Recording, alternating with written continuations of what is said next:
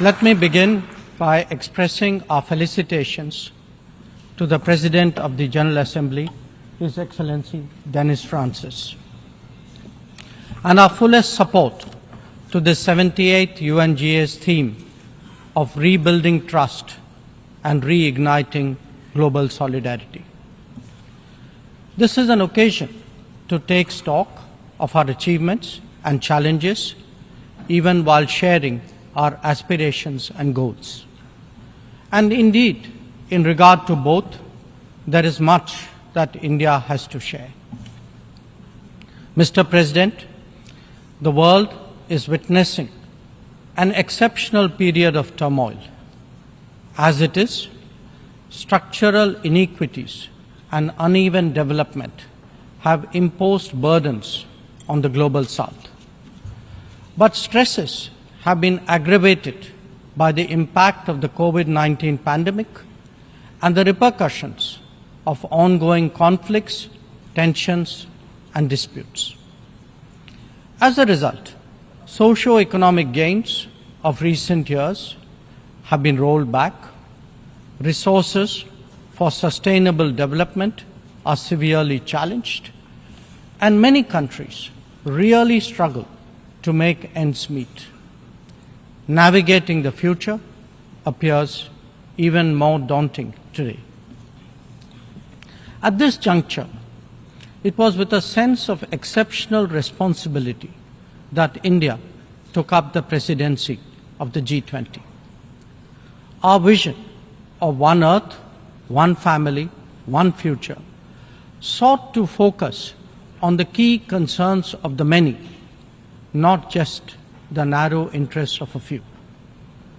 In the words of Prime Minister Narendra Modi, it was to bridge divides, dismantle barriers, and sow seeds of collaboration that nourish a world where unity prevails over discord and where shared destiny eclipses isolation.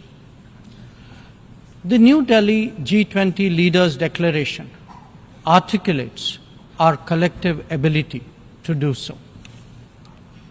Excellencies, friends, at a time when East-West polarization is so sharp and the North-South divide so deep, the New Delhi Summit also affirms that diplomacy and dialogue are the only effective solutions.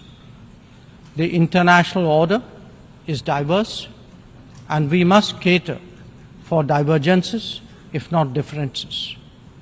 The days when a few nations set the agenda and expected others to fall in line are over. As the United Nations itself symbolizes, finding common ground is an imperative. To listen to others and to respect their viewpoints, this is not weakness, it is the basics of cooperation. Only then can collective efforts on global issues be successful.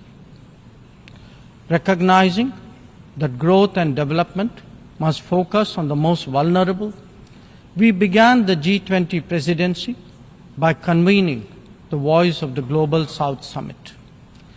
This enabled us to hear directly from 125 nations and place their concerns on the G20 agenda. As a consequence, issues which deserve global attention got a fair hearing. More than that, the deliberations produce outcomes that have great significance for the international community.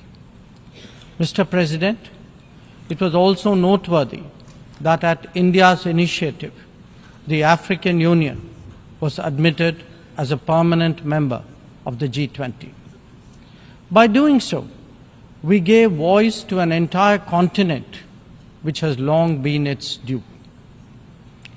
This significant step in reform should inspire the United Nations, a much older organization, to also make the Security Council contemporary. Broad representation is, after all, a prerequisite for both effectiveness and credibility. The outcomes of the New Delhi G20 summit will surely resonate for years ahead.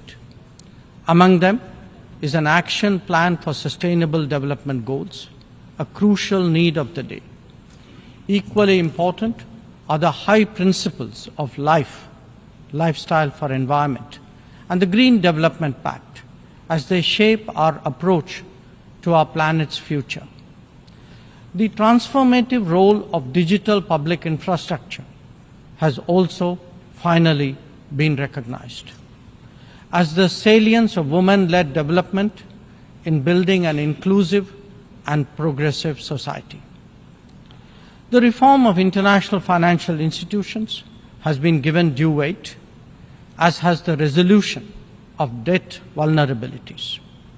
Friends, the New Delhi G20 outcomes are expressed both as larger policies and as specific initiatives. They could be about building cities for tomorrow, or fighting corruption, eliminating hunger, or delivering quality education, ending plastic pollution, or preserving the ocean-based economy, or for that matter, enhancing food security, or even mapping global skills. Some address long-standing issues like gender divide and climate action. Others focus on new concerns such as responsible harnessing of artificial intelligence. All in all, we have placed for the world's consideration a set of actionable propositions, constructive solutions, and new directions. Even as we encourage collective endeavors, India also seeks to promote cooperation with diverse partners. From the era of non-alignment, we have now evolved to that of Vishwa Mitra, a friend to the world. This is reflected in our ability and willingness to engage with a broad range of nations and, where necessary, harmonize interests. It is visible in the rapid growth of the Quad, a mechanism today so relevant to the Indo-Pacific. It is equally apparent in the expansion of the BRICS grouping of independent-minded nations, or in fact the emergence of the I2U2 combination. Recently, we hosted the creation of the India-Middle East-Europe Economic Corridor, IMEC. The forging of the Global Biofuels Alliance was another notable development. This willingness to work in an open-minded manner on specific domains is now a defining characteristic of the emerging multipolar order. Mr. President, all nations pursue their national interests. We, in India, have never seen that as being in contradiction with global good. When we aspire to be a leading power, this is not for self-aggrandizement, but to take on greater responsibility and make more contributions. The goals we have set for ourselves will make us different from all those whose rise preceded ours. India demonstrated this during the COVID through the Vaccine Maitri initiative. Our endeavors like the International Solar Alliance and the Coalition for Disaster Resilient Infrastructure have gathered wide support. Our espousing of the International Year of Millets is enhancing global food security today. We have built development partnerships with 78 nations across geographies. And we have also been first responder in disaster emergency situations. The people of Turkey saw that in February, as did those in Syria. Our commitment is understandably even greater closer home. When Sri Lanka experienced a severe economic crisis, it was India that first stepped forward. But even in distant regions, partners such as the Pacific Islands have appreciated our contributions to meet their needs in health, in technology, and in climate action. Mr. President, the most populous nation and the fifth largest economy in the world knows that its progress makes a real difference to the world. Especially so when so many nations identify with us for reasons of history, of geography, and of culture. They follow our experiences closely and evaluate our solutions for their larger relevance. Last week, the United Nations assessed progress towards achieving SDGs. The mood here reflected the struggle to overcome challenges, especially those of resource paucity. It is therefore vital at this midway that we expand our capacities and regain our confidence. As the largest contributor to meeting SDG targets, India's achievements should give heart to others on this journey. After all, the Global Multidimensional Poverty Index records that we have halved the global MPI value in the last 15 years, lifting 415 million people out of poverty. That progress has now moved on to a higher level with ambitious socio-economic initiatives covering financial inclusion, food and nutrition, health and water supply, as well as energy and housing. We are seeking to demonstrate that social welfare need not be the sole prerogative of the developed world. Excellencies, programs underway in India highlight the transformational role of digital delivery of public goods. It has facilitated scaling up, it has enhanced efficiency, and it has combated corruption. The national objective of leaving no one behind is forging ahead in so many dimensions. Moreover, the democratization of technology has opened mindsets, instilled confidence, and inspired innovations. Excellencies, in our deliberations, we often advocate the promotion of a rules-based order. From time to time, respect for the UN Charter is also invoked. But for all the talk, it is still a few nations who shape the agenda and seek to define the norms. This cannot go on indefinitely, nor will it go unchallenged. A fair, equitable, and democratic order will surely emerge once we all put our minds to it. And for a start, that means ensuring that rule makers do not subjugate rule takers. After all, rules will work only when they apply equally to all. Mr. President, we must never again allow an injustice like vaccine apartheid to recur. Climate action, too, cannot continue to witness an evasion of historical responsibilities. The power of markets should not be utilized to steer food and energy from the needy to the wealthy.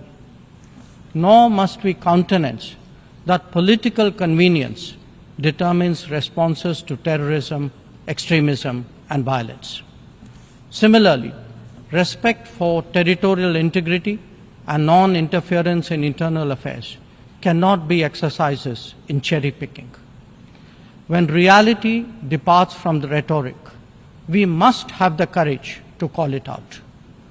Without genuine solidarity, there can never be real trust. This is very much the sentiment of the Global South. Next year, the United Nations will be hosting the Summit of the Future. This should serve as a serious opportunity to drive change, champion fairness, and reform multilateralism, including the expansion of the Security Council memberships. We must address global challenges imbued with the conviction that we are one earth and one family with one future. Excellencies, friends, India has entered the Amrit Kaal, a quarter century where greater progress and transformation awaits us. We are confident that our talent and creativity, now so visibly unleashed, will power us forward. The world saw a glimpse of what is to come when our Chandrayaan-3 landed on the moon.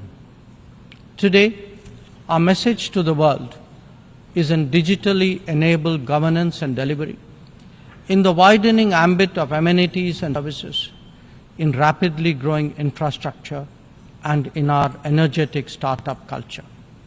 It is visible too in vibrant cultural expressions, such as in the arts, yoga, wellness, and lifestyle. Our latest assertion is in a path-breaking legislation to reserve 1/3 of the seats for women in our legislatures. Mr. President, I speak for a society where ancient traditions of democracy have struck deep modern roots. As a result, our thinking, approaches, and actions are now more grounded and authentic. As a civilizational polity that embraces modernity, we bring both tradition and technology equally confidently to the table. It is this fusion that today defines India, that is Bharat. I thank you, Mr. President.